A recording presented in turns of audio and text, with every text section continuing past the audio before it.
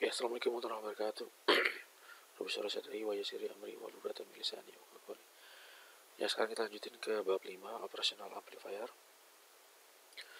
atau op-amp ya, op-amp. Nanti di sini kita akan mempelajari inverting, non-inverting, rangkaian penjumlah dan diferensial pembanding.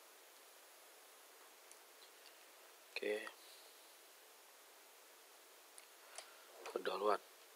Op-amp kependekan dari operational amplifier merupakan elemen yang aktif.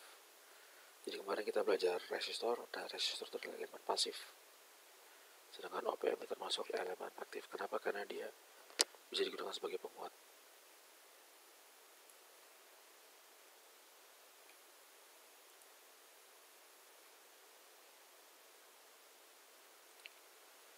Oke, merupakan blok pembangun elektronika yang sangat banyak fungsinya, murah, mudah penggunanya, terutama pada rancangan analog.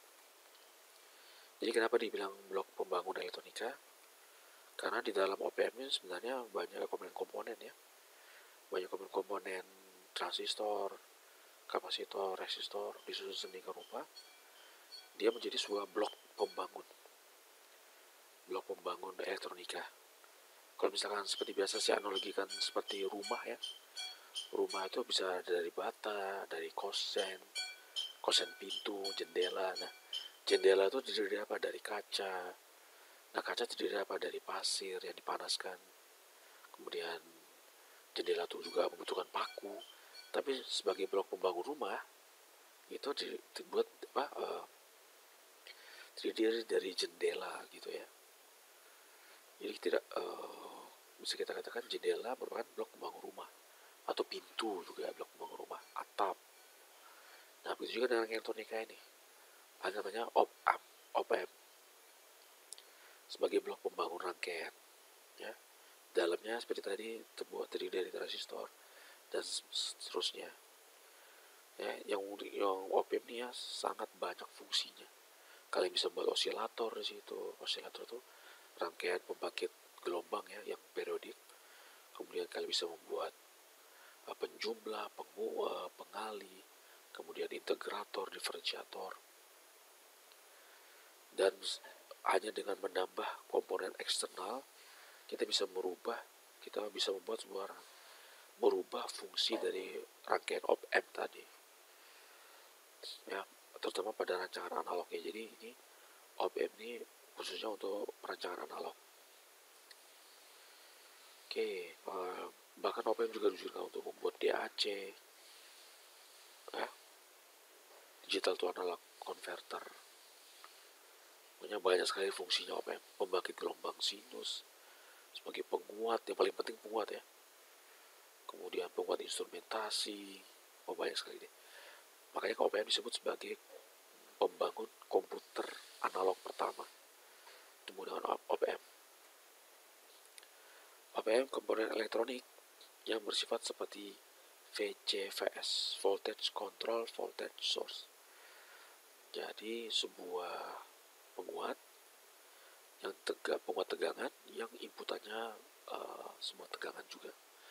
Tapi op-amp juga dapat dibuat menjadi rangkaian lain kan tadi ya. Seperti menjadi current control, current source, dan lain-lain. Banyak deh. Kemampuan operasi matematis pada op-amp yang seperti saya bilang tadi ada penjumlah ya. Menjadi alasan nama elemen ini disebut sebagai operational amplifier. Oke, operational amplifier op-amp. Ini bentuknya seperti ini. Ini tergantung jenis kemasannya. Ada kemasan yang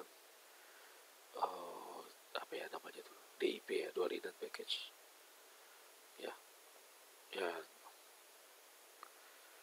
seperti gambarnya saya nggak ada. Op-amp adalah komponen aktif yang didesain untuk melakukan operasi matematis seperti penjumlahan, pengurangan, perkalian, pembagian, diferensiator, dan integrator. Integrator apa nih? Ya, saya pernah belajar integral kan? Nah, op-amp bisa melaksanakan fungsi integral terhadap sebuah sinyal. misalkan sinyal ini, sinyal garis yang ada kemiringan ya, misalkan gini ya, ada sinyal yang seperti ini, nah, garis ya, ini kalau kita masukkan ke sebuah integrator ya, keluarannya gimana? Jadi garis lurus ya, jadi garis lurus. Atau kalau misalkan ini kita integralkan secara operasi matematika ya, kayak gini, keluarnya adalah garis lurus kan gitu ya.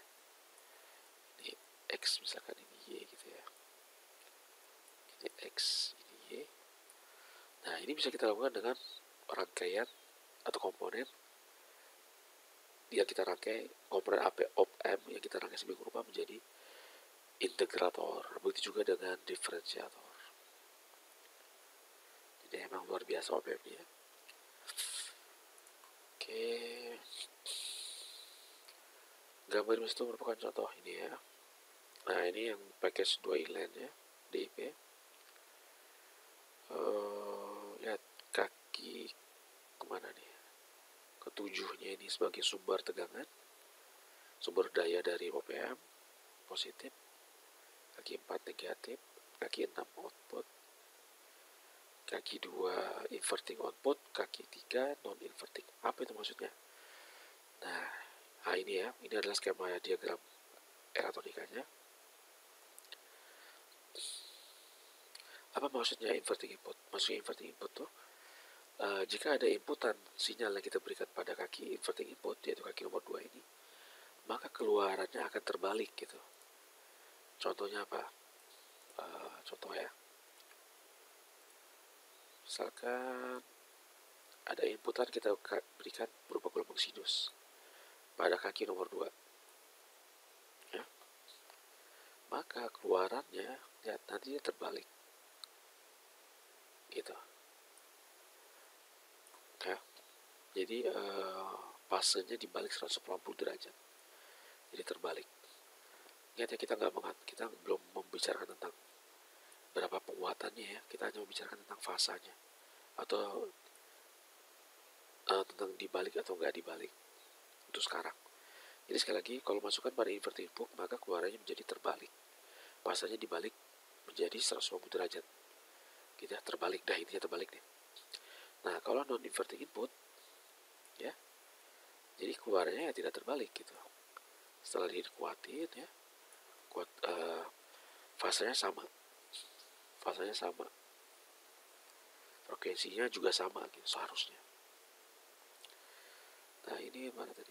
Ini inputannya ya, bukan inputan, sumber daya power dari op-amp, sisi positif, ini negatifnya. Sedangkan ini offset 0 itu untuk kalibrasi, sedangkan ini outputnya. Oke.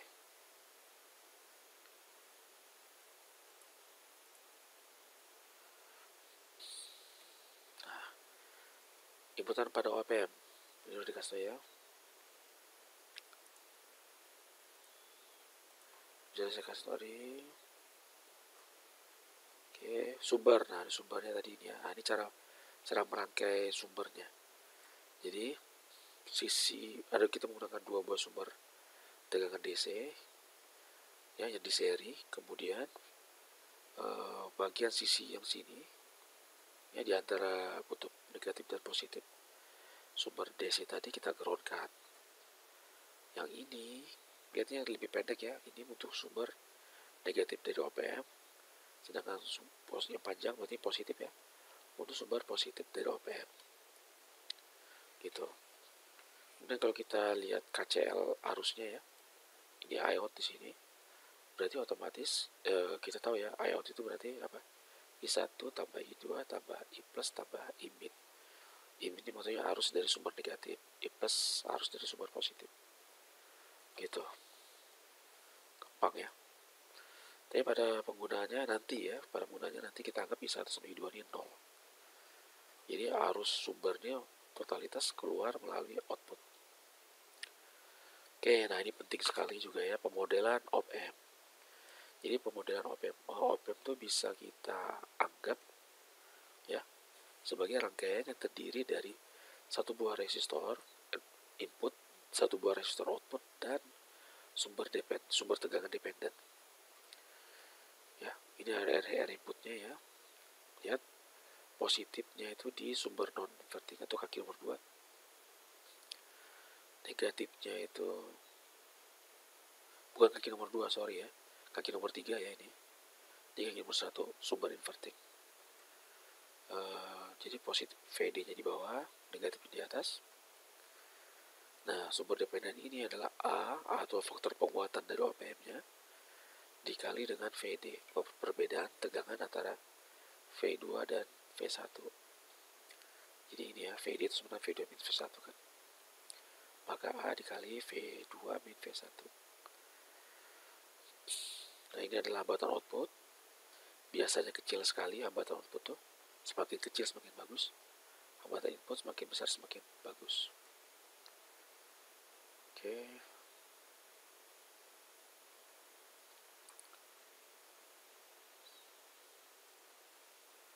Ini ya, VD tadi adalah V2 min V1. Oke. OPM akan merasakan perbedaan tegangan pada terminal inputannya ini ya, merasakan perbedaan ya. Kemudian perbedaan tadi dikuatkan. Makanya persamaan ini nih, A dikali VD. VD ini V difference, perbedaan antara V2 dan V1. Jadi kalau ada perbedaan, misalkan V2 lebih besar pada V1 dikuatkan, V out menjadi positif. Jika V1 lebih besar pada V2, dikuatkan V out menjadi negatif. Gampang aja ya. Oke, A ini adalah penguatan atau gain open loop-nya. Jadi maksudnya open loop itu apa? Open loop berarti tidak ada sinyal dari output dikembalikan ke input. Gitu. Nah, jadi ini nggak ada sinyal seperti ini nih, dikembalikan ke input, baik ke sini kah, atau ke sisi ini kah. Ya, jadi nggak ada ini gitu. Atau penguatan kalau IC itu berdiri sendiri. Nah, itu adalah open loop-nya. Penguatan open loop-nya, sorry. Dapatnya dari mana? Dari datasheet. Jadi kalau di datasheet itu bisa kita tahu ada AOP. AOP gitu ya. Nah, ini penguatan open loop-nya.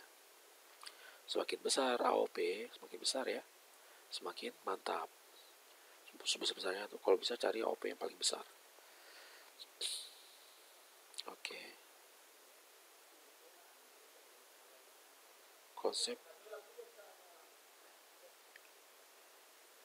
Oke. Konsep umpan balik OPM sangat mana sih pointernya? Konsep umpan balik OPM sangat penting untuk kita pahami. Hampir sebagian besar dari OPM memanfaatkan konsep umpan baliknya, terutama umpan balik negatif atau negatif feedback. Jadi OPM ini sebagian besar penggunaannya selalu menggunakan umpan balik negatif. Jadi sangat jarang sekali OPM ini kita menggunakan secara open loop ya, nggak ada umpan balik negatifnya, atau secara umpan balik positif itu sangat jarang sekali. Bahkan saya belum pernah menemukan yang umpan balik positifnya kali ya. Oke. Umpan balik negatif jika output diumpan balikan ke inputan inverting OPM. Jadi maksudnya gini, umpan balik negatif tuh. Ntar saya buat dulu ya. Oke, masuk umpan balik negatif. Misalkan ini ada sebuah penguat nih. Ada sebuah penguat. Oke. Ini keluarannya ya. Nah, penguatan ini misalkan kita kasih positif gitu. Jadi tegangannya kita naikkan. Ya, penguat ini. Ya. Nah, keluarannya waktu mau diumpan balikan nih, keluarannya itu malah menjadi turun gitu.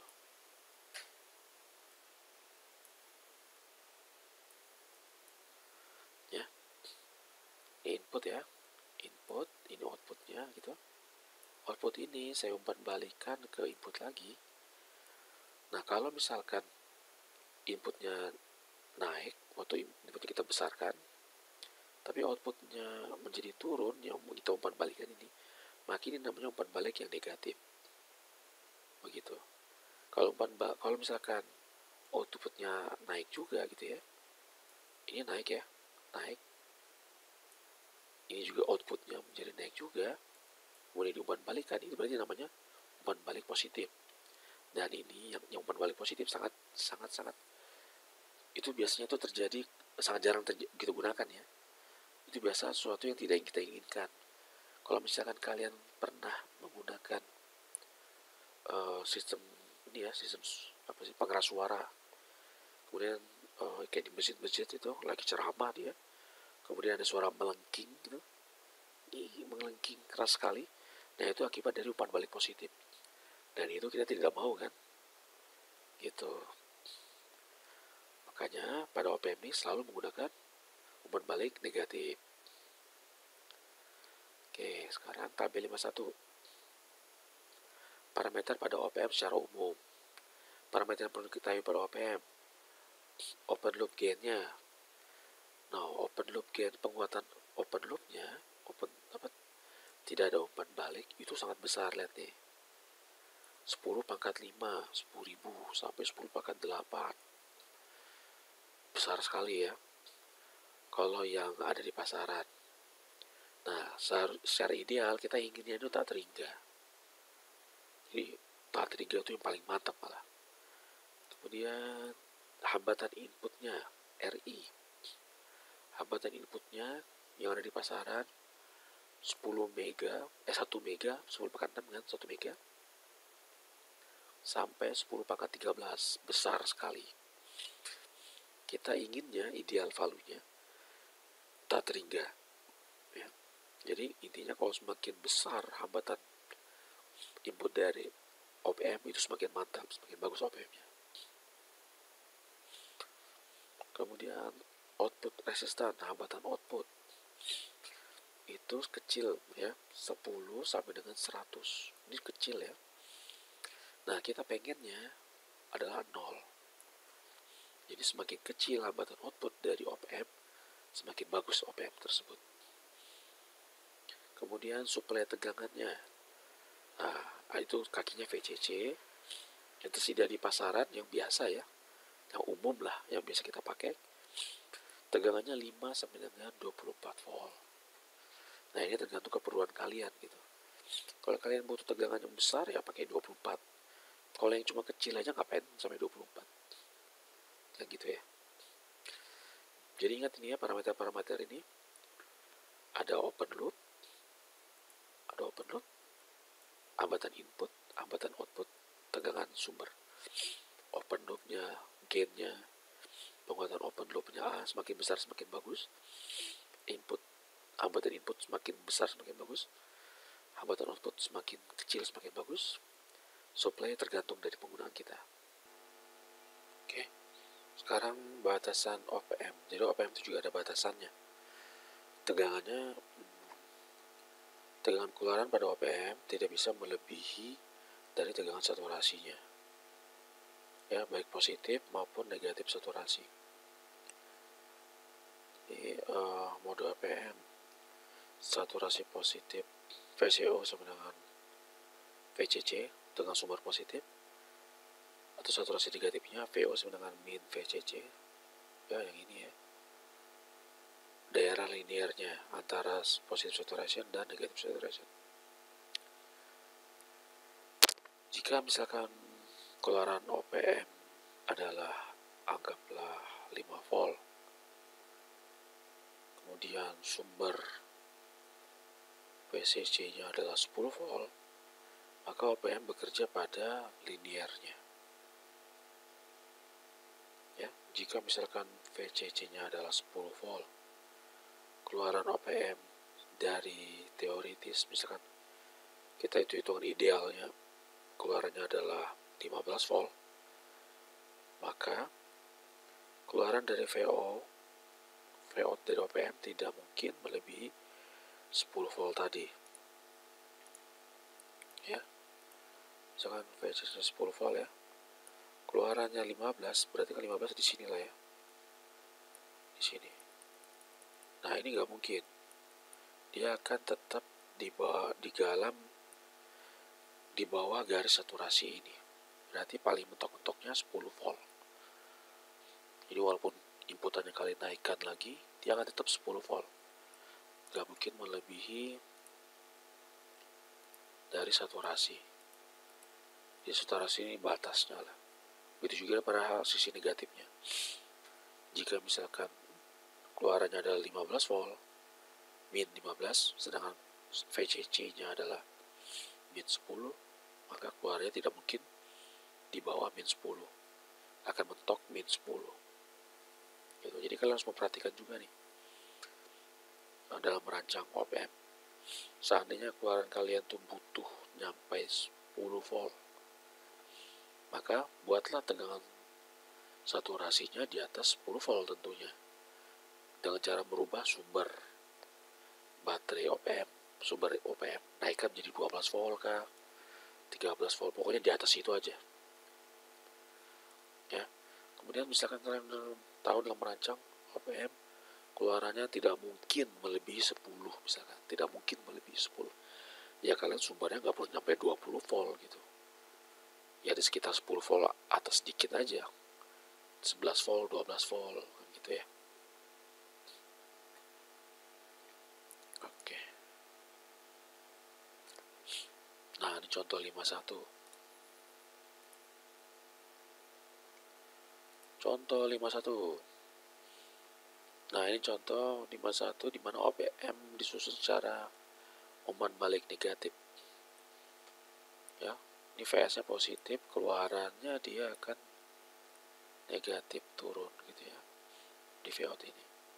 Kemudian umpan balikan ke input. Nah, maka menjadi umpan balik negatif.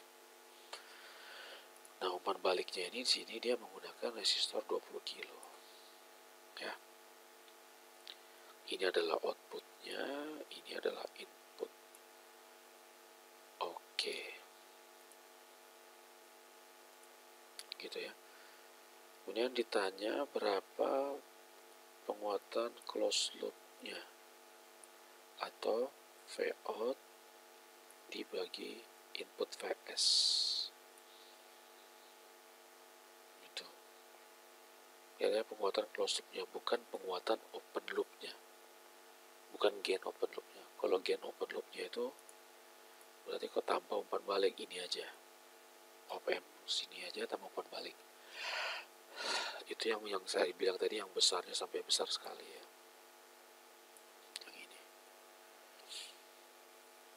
Nah, setelah dirangkai dengan umpan balik, bagaimana kira-kira penguatan rangkaian ini secara keseluruhan? Nah, cara mau carinya gampang ya. Kita modelkan op-amp ini op-amp kita modelkan menjadi ini pemodelan op-amp ya. Ya, seharusnya seperti ini ya. Nah, gini, ini op-ampnya. Ini output op-amp tadi. Ini adalah input yang ini. Yang ini ya. Ini, sini. Nah, kemudian kaki non-invertingnya di-groundkan. Nah, ini di-groundkan.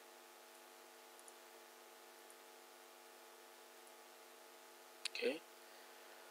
20 kilo itu adalah yang ini. 10 kilo adalah yang ini. Oke. Vout adalah ini. Nah, yang ini adalah hambatan dalam dari output op-amp. Hambatan output op-amp. Ini adalah tegangan independen dari op-amp, yaitu perkalian antar penguatan closed loop, penguatan open loop A dikali VD. VD perbedaan inputan dari op-amp ini. Ini adalah hambatan dalam op-amp. Ya. Jadi ini merupakan pemodelan dari op-amp kita. Gitu. Oke.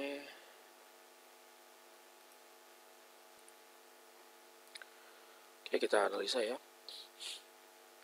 Kita anggap arus mengalir nih dari kiri ke kanan, kemudian arus dari kiri ke kanan juga, yang ini dari atas ke bawah, yang ini dari node out ke kiri. Oke, itu arusnya ya. Oke, arus yang ini kita KCL kan node 1. Node 1, lihat arus yang berpengaruh adalah ini, dan yang ini. Arus yang ini ya, arus yang ini adalah tegangan ini dikurangi tegangan V1 dibagi 10 kilo. Ini ya.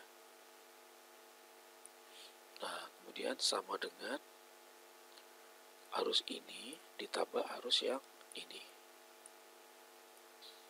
Ya. Saya hapus lagi ini.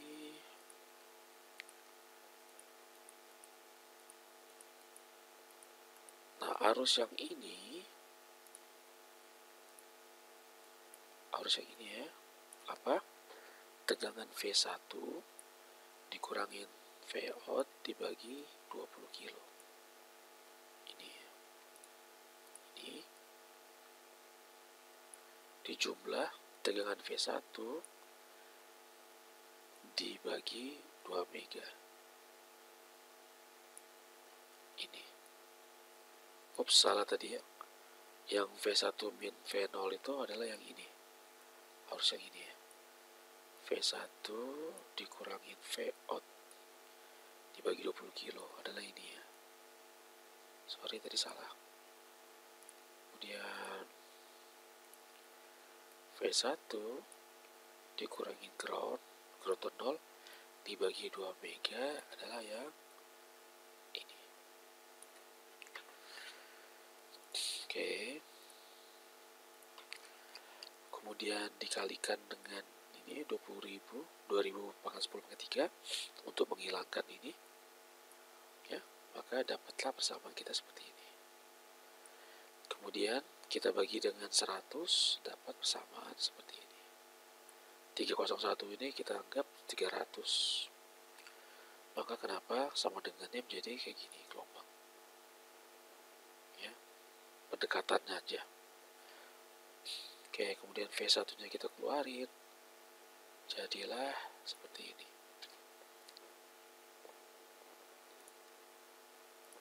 Oke, sekarang KCL pada node 0. Nah, arus yang berpengaruh adalah arus ini dan arus ini. Karena nggak ada yang ngalir ke sini, maka arus ini sama dengan arus ini. Arus ini adalah V1 dikurangin V out dibagi 20 kilo. Ya, sedangkan arus yang ini V out kan karena dari kanan ke kiri ya, berarti V out dikurangin AVD dibagi 50 ohm. Ya. Nah, ini dia. Tapi karena VD, ini VD itu adalah min V1, ya kan? Lihat positifnya di bawah, sedangkan V1 kan di atas nih. Ya kan, berarti VD adalah min V1, maka ini sama dengan A kali min V1. Ya. Kemudian, maka persamaan kita menjadi seperti ini. Yang ini ya, dirubah menjadi seperti ini. VD-nya hilang menjadi V1, A-nya menjadi 200.000 ya, dimasukin, maka dapatlah persamaan ini. Kemudian setelah itu gimana? Kita hanya butuh 2 buah persamaan ya. Ini adalah persamaan pertama yang tadi, ini adalah persamaan kedua. Kenapa cuma butuh 2 buah persamaan? Karena variabel yang nggak diketahui cuma 2, V1 dan V out. Cuma 2 kan? Jadi butuh cuma 2 aja. Kemudian ini kita olah ya. Kita olah dapatlah ini ya. Kemudian bisa kita olah lagi menjadi Vout per Vs nya sama dengan min 1,9999699 atau penguatan close loop nya ACL nya adalah ini, penguatan close loop nya ya. Jadi penguatan close loop itu Vout dibagi V input Vs nya ya. Outputnya kan ini adalah inputnya, berarti penguatan itunya, penguatan close loopnya output ini dibagi ini. Beda sama ACL AOP ya, penguatan open loop yang ini.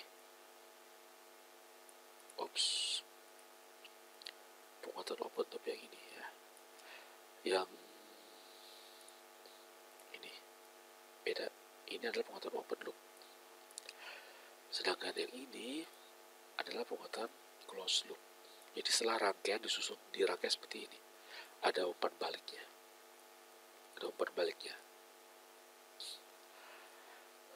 Dari persamaan kita peroleh jika Vs nya 2 volt maka Vout nya menjadi ini, V1 nya adalah ini sama dengan 0 volt ya, sedangkan ini sama dengan 2. Lihat gelombang sama dengannya berarti mendekati gitu ya. Nah arusnya adalah ini.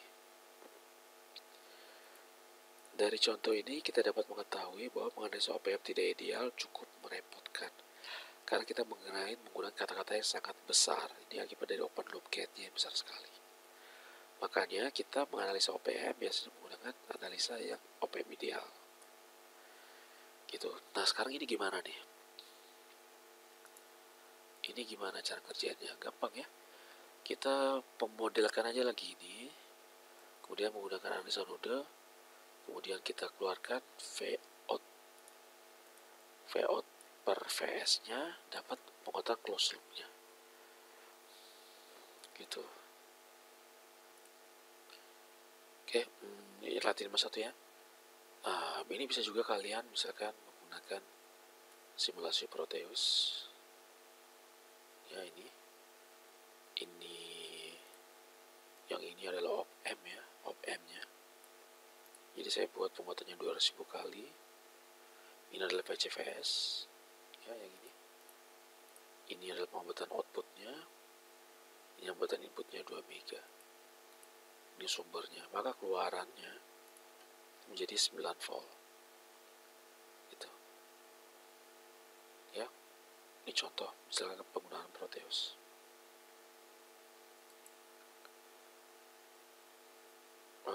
Yang ini merupakan kontrolnya. Kan kontrolnya itu diambil dari VD kan ini adalah VD ya. Oke, cara analisanya saya rasa kalian bisa lah ya, gampang banget nih menggunakan analisa node, pasti bisa lah.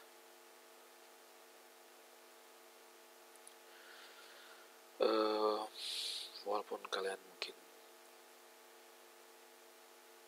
bisa menganalisa ini ya, tapi saya yakin akan agak ribet, tetap aja ribet kalau kita menggunakan analisa yang tidak ideal. Nah disitulah masuknya pentingnya kita memahami OPM secara ideal. Untuk dalam pelajaran rangkaian OPM, kita asumsikan OPM adalah ideal. OPM ideal 1, open loop gain A-nya besarnya tak terhingga. Jadi yang ini tadi, kalau kalian kembali ke sini, yang ini ya, A ini tak terhingga. Oke. Kemudian tahanan inputnya yang ini ya, ini tahanan input, yang ini tak terhingga. Kemudian tahanan outputnya 0 gitu.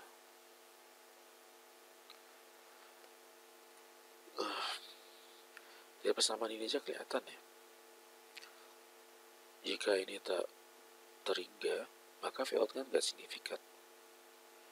Ini menjadi sama dengan min AVD per 50. Jadi penganalisanya jauh lebih gampang. Oke. Menganalisa rangkaian OPM dengan asumsi ideal merupakan pendekatan kita agar lebih mudah dalam menganalisa. Namun, oleh karena OPM modern memiliki penguatan yang sangat besar, memiliki penguatan open loop yang sangat besar, maka pendekatan analisa OPM ideal sudah sangat memadai.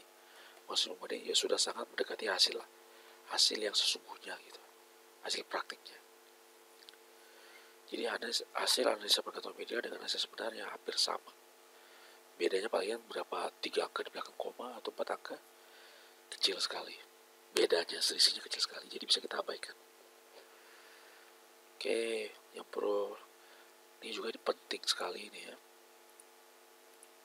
Penting banget ini kalian hafal.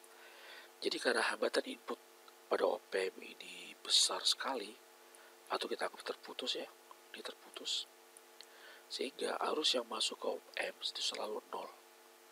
Ingat ini, arus yang masuk ke OPM selalu 0.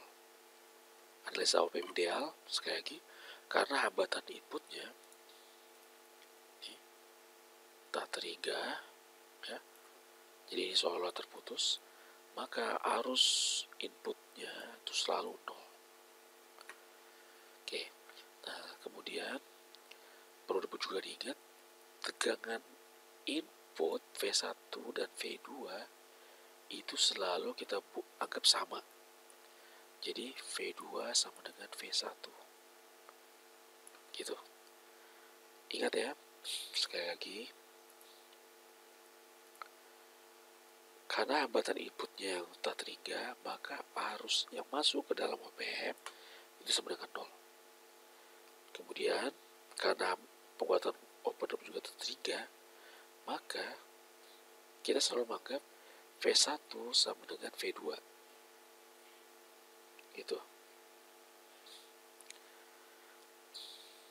Itu ingat ya, V1 sama dengan V2. Atau VD-nya sama dengan 0. Nih. Ya. Penting, ini kan kunci dalam menganalisa OPM. Nah, ini akan kita pelajari nanti. Saya pilih kertas saja ya. Oke, sekarang kita lanjutin dengan kertas.